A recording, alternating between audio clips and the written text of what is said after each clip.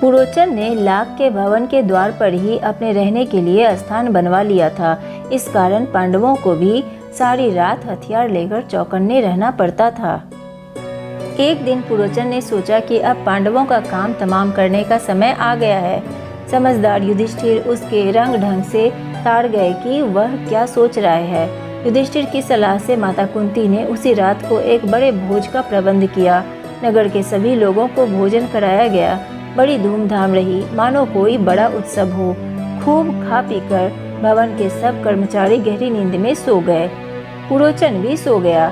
आधी रात के समय भीमसेन ने भवन में कई जगह आग लगा दी और फिर पांचों भाई माता कुंती के साथ सुरंग के रास्ते अंधेरे में रास्ता टटोलते टटोलते बाहर निकल गए।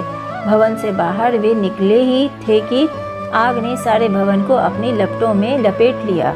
पुरोचन के रहने के मकान में भी आग लग गई। सारे नगर के लोग इकट्ठे हो गए और पांडवों के भवन को भयंकर आग की भेंट होते देखकर हाहाकार मचाने लगे।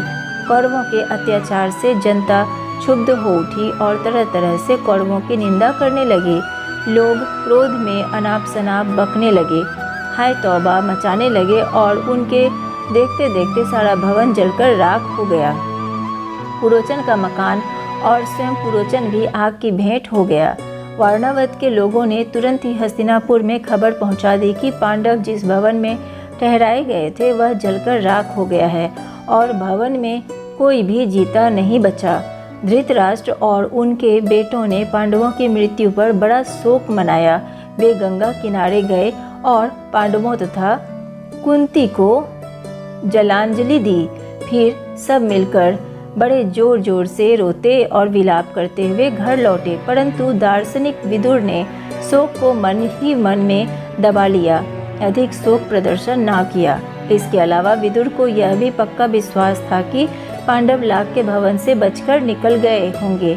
पितामह भीष्म तो मानो शोक के सागर में ही डूब गए, पर उनको विदुर ने धीरज बंधाया और पांडवों के बचाव के लिए किए गए अपने सारे प्रबंध का हाल बताकर उन्हें चिंता मुक्त कर दिया।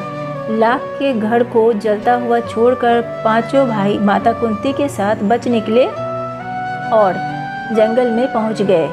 जंगल में पहुंचने पर भीमसेन ने देखा कि रात भर जगे होने तथा चिंता और भय से पीड़ित होने के कारण चारों भाई बहुत थके हुए हैं। माता कुंती की दशा तो बड़ी ही दयनीय थी।